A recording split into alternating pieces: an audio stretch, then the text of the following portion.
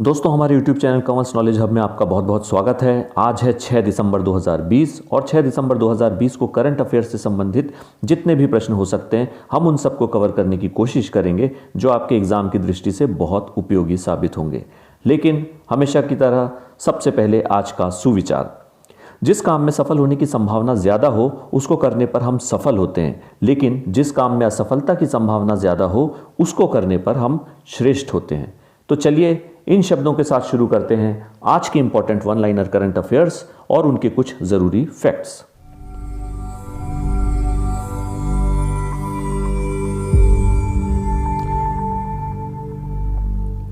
Question number 1, Bharat ने किस देश के साथ काउंटर नारकोटिक्स वर्किंग ग्रुप यानी कि CNWG की उद्घाटन बैठक आयोजित की? इसका मतलब है फर्स्ट बैठक थी ये, और वो देश है अमेरिका जिसके साथ भारत ने ये काउंटर नारकोटिक्स वर्किंग ग्रुप की बैठक आयोजित की। अब ये बैठक क्या है? ये नशीली दवाओं और संबंधित रसायनों के उत्पादन, वितरण और निर्यात आयात का मुकाबला करने के लिए डाटा शेयरिंग में सुधार करने से संबंधित है।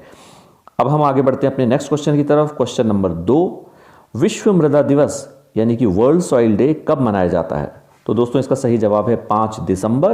5 दिसंबर को वर्ल्ड सॉइल डे मनाया जाता है। अब हम इसके बारे में भी जान लेते हैं।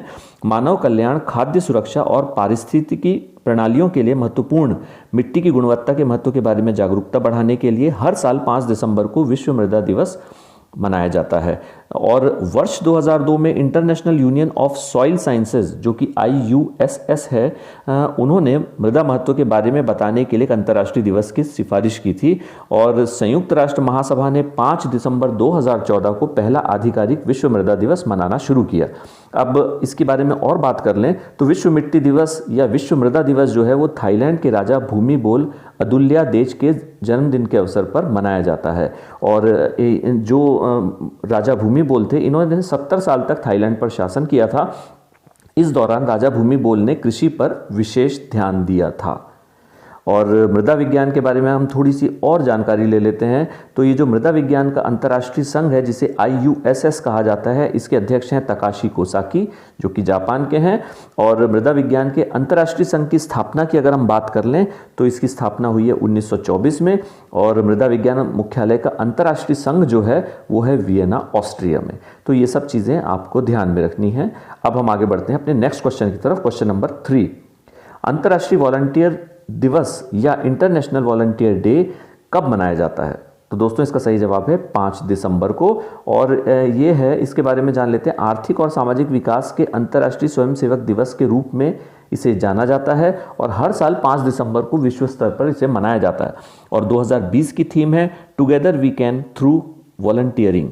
और IVD यानी इंटरनेशनल वॉलंटियर डे अंतर्राष्ट्रीय दिवस को संयुक्त राष्ट्र महासभा द्वारा 1985 में घोषित किया गया था और 1985 से इसे मनाया जा रहा है। यह दिन स्वयंसेवकों और संगठनों के प्रयासों को सम्मानित करने और स्वयंसेवकों को बढ़ावा देने के लिए मनाया जाता है। अब हम आगे बढ़ते हैं अपने नेक्स्ट क्वेश्चन, क्वेश्चन नंबर 4 की तरफ। हाल ही में किसे फिट इंडिया मूवमेंट का ब्रांड एम्बेसडर बनाया गया है? तो दोस्तों इसका सही जवाब है कुलदीप हांडू। जी हाँ, कुलदीप हांडू। और इनके बारे में थोड़ा जान लेते हैं। ये टीम इंडिया के मौजूदा वुशु कोच हैं और उनके मार्गदर्शन में एथलीटों ने विश्व चैंपियनशिप में 2 और विश्व कप में 1 स्वर्ण पदक जीता है। अब वुशु कोच क्या होता है? वुशु खेल क्या होता है? वुशु जो है एक वुशु या चीनी कुंफू इसे कहा जाता है और ये एक प्रकार का मार्शल आर्ट है। तो ये मार्शल आर्ट गेम है। अब हम थोड़ा सा कुलदीप हांडू जी के बारे में भी बात कर लें तो ये केंद्र शासित प्रदेश जम्मू और कश्मीर के पहले द्रोणाचार्य अवॉर्डी हैं। तो आपको ये ध्यान रखना है कि जीके में पूछ सकते हैं कि केंद्र शासित प्रदेश जम्मू और कश्मीर के पहले द्रोणाचार्य अवॉर्डी कौन है, तो वो कुलदीप हांडू हैं। और कुलदीप हांडू ने राष्ट्रीय स्तर पर 6 और इंटरनेशनल स्तर पर 11 गोल्ड मेडल जीते हैं। अब फिट इंडिया मूवमेंट की अगर हम बात कर लें तो फिट इंडिया मूवमेंट अगस्त 2019 में भारतीयों को स्वस्थ और फिट जीवन शैली का मार्ग प्रशस्त करने के लिए अपने दैनिक जीवन में फिटनेस गतिविधियों और खेलों को शामिल करने के लिए प्रोत्साहित करने के लिए शुरू किया गया था। और फिट इंडिया के संस्थापक हैं सुपर्णो सतपथी। तो आपको ये ध्यान रखना है। अब हमारा नेक्स्ट क्वेश्चन, क्वेश्चन नंबर 5, झंडा दिवस कब मनाया जाता है?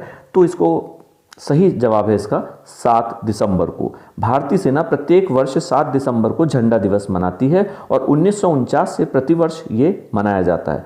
अब झंडा दिवस क्यों मनाया जाता है? तो झंडा दिवस भारतीय सशस्त्र बलों के कर्मियों के कल्याण हेतु भारत की जनता से धन संग्रह के प्रति समर्पित एक दिन है। अब हम आगे बढ़ते हैं अपने क्वेश्चन नंबर 6 की तरफ। भारत के किस न्यायालय ने केंद्रीय जांच एजेंसियों के सभी पुलिस स्टेशनों और कार्यालयों में अनिवार्य तौर पर सीसीटीवी कैमरे लगाने के निर्देश दिए हैं? तो यह हालिया न्यूज़ है और इस निर्देश को जारी किया है सुप्रीम कोर्ट ने। इसका सही आंसर है supreme court. Question number 7, Facebook ने अपनी डिजिटल करेंसी लिब्रा का नाम बदलकर क्या रख दिया है? तो इसका सही जवाब है दोस्तों डायम, DIEM, डायम। अब डायम क्या है? डायम एक लैटिन शब्द है जिसका अर्थ होता है दिन। और फेसबुक की बात कर लें तो इसके CEO हैं मार्क जुकरबर्ग और फेसबुक की स्थापना 2004 में हुई है। फेसबुक का मुख्यालय कैलिफोर्निया में है, संयुक्त राज्य अमेरिका में। अब हम आगे बढ़ते हैं अपने नेक्स्ट क्वेश्चन की तरफ। क्वेश्चन नंबर 8, जापान वर्ष 2030 के बाद पेट्रोल कारों पर प्रतिबंध लगाने वाला दूसरा देश बना। ये अभी हालिया न्यूज़ है। तो सवाल यह है कि पहला देश कौन सा है? तो इसका सही जवाब है दोस्तों ब्रिटेन। जी हाँ, ब्रिटेन ने भी ये निर्णय अभी कुछ दिन पहले लिया था कि 2030 के बाद वो पेट्रोल कारों पर प्रतिबंध लगा देगा। अब जापान की थोड़ी सी बात कर लें तो जापान ने सन 2050 तक कार्बन उत्सर्जन को जीरो करने का उद्देश्य रखा है और इसलिए उसने ये फैसला लिया है। अब जापान की राजधानी आप ध्यान में रखिए टोक्यो है, जापान की मुद्रा येन है और जापान के प्रधानमंत्री योशिहिडे सुगा है। तो इनका नाम आपको ध्यान में रखना है। आगे बढ़ते हैं क्वेश्चन नंबर 9 की तरफ। किसने time kid of the year 2020 का खिताब जीता है? तो इसका सही जवाब है गीतांजलि राव और ये भारतीय मूल की 15 वर्षीय बालिका है गीतांजलि और वो एक युवा वैज्ञानिक एवं आविष्कारक हैं जिन्हें 5000 से अधिक प्रत्याशियों में से चुना गया है। और इन्होंने क्या किया है? प्रौद्योगिकी के उपयोग में सामाजिक परिवर्तन लाने के प्रयास किए हैं और इन्होंने साथ ही किंडली नामक एक एप्लीकेशन का भी आविष्कार किया है। तो ये आपको ध्यान रखना है, time kid of the year 2020 Gitanjali Rao. अब हम आगे बढ़ते हैं अपने नेक्स्ट क्वेश्चन नंबर 10 की तरफ। किस समाचार पत्र के भूतपूर्व अध्यक्ष रमेश चंद्र अग्रवाल की 76वीं जयंती के अवसर पर डाक विभाग ने स्मारक डाक टिकट जारी किया? तो इसका सही जवाब है दैनिक भास्कर। और दैनिक भास्कर की हम बात कर लें तो भारत से 12 से ज़्यादा राज्यों में फैला हुआ है और दैनिक भास्कर इस समय देश का सबसे बड़ा मीडिया समूह बन गया है। हम अपने क्वेश्चन नंबर 11 की तरफ। इस्लामिक सहयोग संगठन या OIC का महासचिव किसे नियुक्त किया गया है? तो इसका सही जवाब है हिसैन ब्राहिम ताहा और हिसैन ब्राहिम ताहा को इसका महासचिव नियुक्त किया गया है। और अगर हम OIC की बात करें तो ये इस्लामिक देशों के मध्य सभी विषयों में सहयोग को प्रोत्साहित करता है।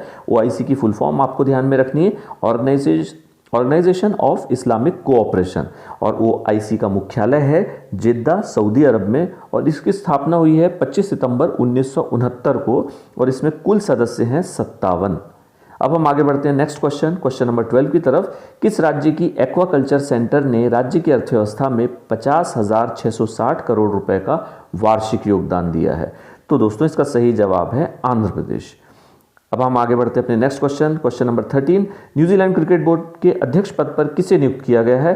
तो इसका सही जवाब है मार्टिन स्नेडम। जी हाँ, मार्टिन स्नेडम को न्यूजीलैंड क्रिकेट बोर्ड का अध्यक्ष बनाया गया है। Question number 14। भारतीय युवा कांग्रेस का अध्यक्ष किसे नियुक्त किया गया है?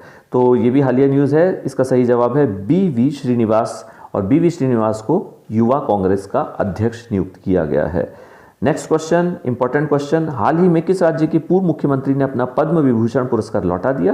तो इसका सही जवाब है पंजाब के पूर्व मुख्यमंत्री प्रकाश सिंह बादल जी ने अपना पुरस्कार लौटा दिया है। और ये क्यों लौटाया है?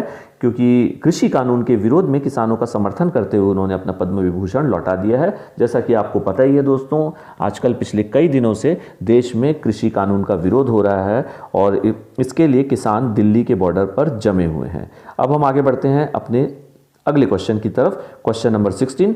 भारत ने किस देश के साथ बौद्धिक संपदा सहयोग के लिए समझौता किया? तो इसका सही जवाब है अमेरिका। Question number 17।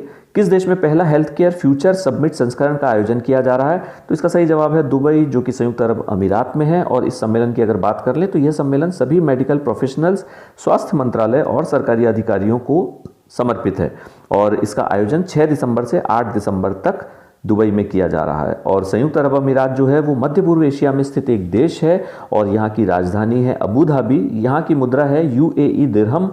राष्ट्रपति की बात करें तो खलीफा बिन जायद अल नहयान और प्रधानमंत्री की बात करें तो मोहम्मद बिन रशीद अल मखतूम। तो ये नाम थोड़ा सा ध्यान से आप लोग याद रखिएगा। अब हम आगे बढ़ते हैं अपने नेक्स्ट क्वेश्चन नंबर 18 की तरफ। हाल ही में केंद्र सरकार द्वारा मंजूर की गई डे केयर थेरेपी सेंटर सुविधा किन के लिए है? तो दोस्तों ये भी हालिया न्यूज़ है और ये केंद्र सरकार के कर्मचारियों और पेंशनर्स के लिए है और इसे स्वास्थ्य और परिवार कल्याण मंत्रालय ने मंजूरी दी है। अब जो ये सेंटर है, इस सेंटर के बारे में जान लेते ही। इस केंद्र में आयुर्वेद, योग और प्राकृतिक चिकित्सा प्रणालियों का उपयोग किया जाएगा।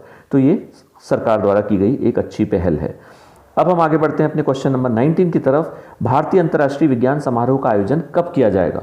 तो सही जवाब है 22 से 25 दिसंबर 2020 तक और इसका आयोजन वर्चुअल तरीके से किया जाएगा। और आपको पता ही है कि कोरोना काल में आजकल बहुत सारी बैठकों का आयोजन वर्चुअल तरीके से ही किया जा रहा है।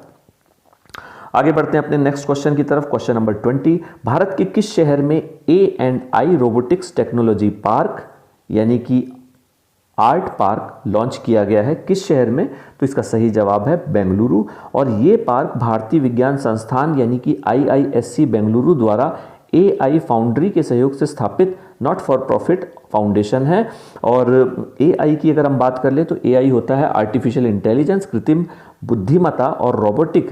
AI और रोबोटिक में प्रौद्योगिकी नवाचारों को बढ़ावा देने के लिए इसे स्थापित किया गया है। और आर्ट पार्क की अगर हम फुल फॉर्म की बात कर लें तो इसकी फुल फॉर्म है AI and robotics technologies park. और दूसरी तरफ भारतीय विज्ञान संस्थान यानी कि IISc, तो ये भारत का वैज्ञानिक अनुसंधान और उच्च शिक्षा के लिए अग्रगण्य शिक्षा संस्थान है जो कि बेंगलुरु में स्थित है। अब हम आगे बढ़ते हैं नेक्स्ट क्वेश्चन की तरफ। Question number 21। भारत के किस क्रिकेट एसोसिएशन ने 30 दिव्यांग क्रिकेटरों को 1 वर्ष का बीमा कवर देने की घोषणा की है? तो इसका सही जवाब है क्रिकेट एसोसिएशन ऑफ बंगाल ने। और 3 दिसंबर को विश्व विकलांगता दिवस या विश्व दिव्यांग दिवस के अवसर पर उन्होंने ये घोषणा की है। आगे बढ़ते हैं नेक्स्ट क्वेश्चन की तरफ। Question number 22। भारतीय मूल के किस प्रसिद्ध डॉक्टर का निधन हो गया जिन्होंने रंग भेद विरोधी आंदोलन में भाग लिया था? तो दोस्तों ये भी हालिया न्यूज़ है। इसका सही जवाब है राशिद अहमद महमूद। और ये इन्होंने दक्षिण अफ्रीका में रंग भेद के खिलाफ चले मुक्ति आंदोलन में 1980 से लेकर 1990 के दौरान भाग लिया था और उन्हें प्यार से राशिद राम सलोजी भी कहते थे। दोस्तों अब हम आगे बढ़ते हैं नेक्स्ट क्वेश्चन की तरफ। Question number 23। भारत के किस हवाई अड्डे पर एक अद्वितीय यात्री केंद्रित सेवा स्वर्णिम सेवा शुरू की गई है? जी हाँ, और इसका सही जवाब है GMR हैदराबाद इंटरनेशनल एयरपोर्ट में। और इसे GHIAL यानी GMR Hyderabad international airport limited के सहयोग से केंद्रीय औद्योगिक सुरक्षा बल यानी CISF ने इस सेवा को शुरू किया है। इसमें CISF स्वर्णिम सेवा के कर्मियों की जो टीम है वो यात्रियों की मदद के लिए विशेष सेवा प्रदान करेगी। अब हम दोस्तों आगे बढ़ते हैं अपने लास्ट क्वेश्चन की तरफ। Question number 24। हाल ही में किसे फिक्की यानी कि भारतीय वाणिज्यिक एवं उद्योग महासंघ का नया अध्यक्ष बनाया गया है? तो इसका सही जवाब है दोस्तों उदय शंकर को। जी हाँ, उदय शंकर को फिक्की का नया अध्यक्ष बनाया गया है। फिक्की की हम बात कर लेते हैं जल्दी से। तो फिक्की की फुल फॉर्म है federation of Indian chambers of commerce and industry. और फिक्की वो भारत के व्यापारिक संगठनों का संघ है और इसकी स्थापना जो आपको ध्यान में रखनी है 1927 में महात्मा गांधी की सलाह पर घनश्याम दास बिड़ला एवं पुरुषोत्तम ठक्कर द्वारा इसकी स्थापना की गई और इसका मुख्यालय है नई दिल्ली। तो दोस्तों आज हमारे करंट अफेयर्स में बस इतना ही। तो दोस्तों इसके साथ ही हमारा आज का वन लाइनर करंट अफेयर्स का वीडियो यहीं समाप्त होता है। उम्मीद है आपको यह वीडियो पसंद आया होगा। अगर पसंद आए तो इसे लाइक ज़रूर कीजिएगा और शेयर ज़रूर कीजिए और हमारे चैनल को सब्सक्राइब भी कीजिए। तो कल फिर से वन लाइनर करंट अफेयर्स में आपके साथ दोबारा मुलाकात होगी। तब तक के लिए बहुत बहुत धन्यवाद।